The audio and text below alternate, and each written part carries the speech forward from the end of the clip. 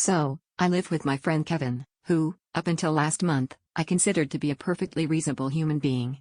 The kind of guy who alphabetizes his bookshelf, sure, but nothing to write home about.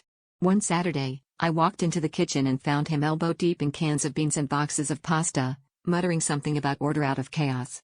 I didn't think anything of it, everyone has their quirks, right?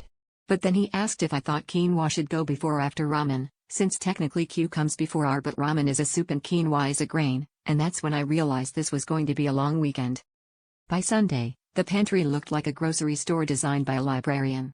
Kevin had labeled every shelf, double-checked the expiration dates, and even alphabetized the spices. Apparently, oregano has been living a lie next to time for years.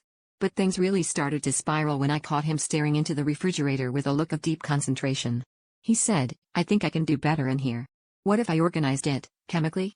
That was my cue to leave, but curiosity got the better of me, so I stuck around. By Monday morning, the fridge had become a mad scientist's dream. Kevin had charted everything by its primary nutritional element. Eggs were under protein, milk was in calcium, and my leftover chicken curry was, apparently, sulfur. He even stuck a little periodic table on the door for reference. I opened the fridge to look for my lunch and instead found a sticky note that read, "Move to column 17, because it's a real gas." I was hungry, confused, and starting to question my life choices. The final straw came when I confronted Kevin about my missing lunch, and he just grinned and said, "Guess you lost it to the element of surprise."